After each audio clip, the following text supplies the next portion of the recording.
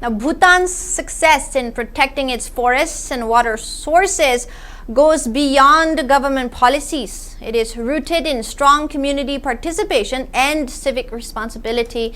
Its people treat nature as something to be protected collectively, from its forest to mountain springs. For Manipur, where forests are shrinking and springs are drying up, Bhutan offers an important lesson. Can community-led conservation and greater respect for environmental laws help us protect our natural lifelines?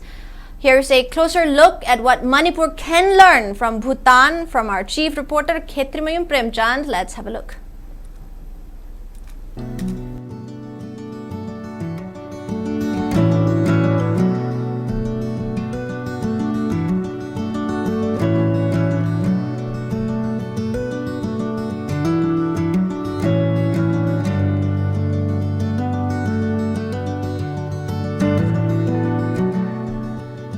In the kingdom of Bhutan, forests are not just trees, they are life itself.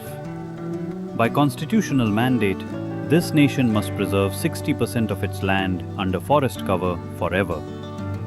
Today, that number exceeds 70%. But a green map cannot be drawn by government signatures alone. Bhutan's incredible landscape thrives because of a deeply rooted culture of citizen discipline, obedience to the law, and an unspoken love for the nation. This discipline is visible everywhere.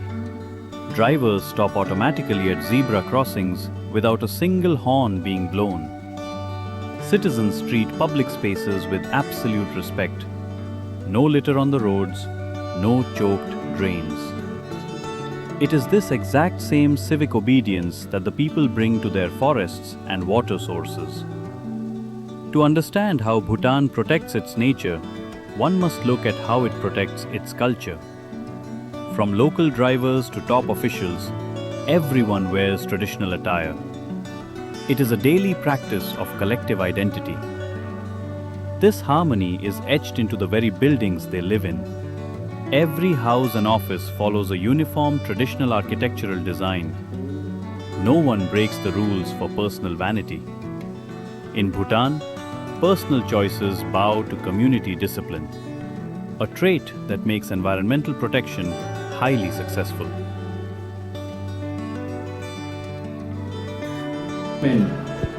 We are also mandated to give awareness and education to all set of population, all the people, including youth.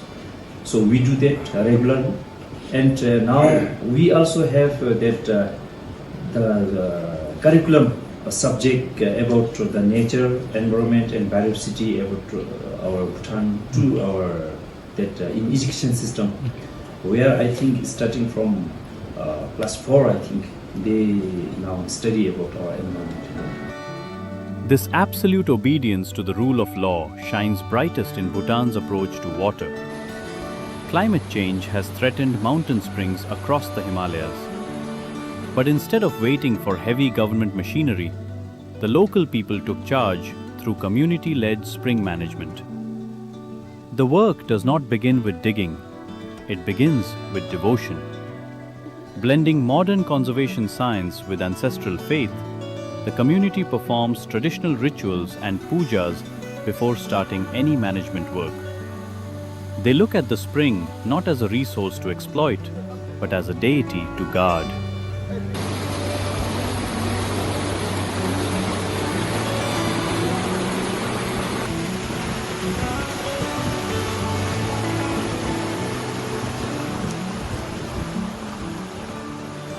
추기 다 감 좋아진 delay 따로 아치디 추리 추구 좋아진 delay 림로도 좀 병라 다 추기 까나죠 상아도 다 합사다 에 delay 다 라지 좀 좀에 레기용 사업도 좀 라지 뿌라 주두지 에 delay 추기 따로 부담마 사치 땅림지 delay 아까 가죠 합사도 좀 추수배 아니 좀 나라병 they go to near the water source and do all this puja rituals.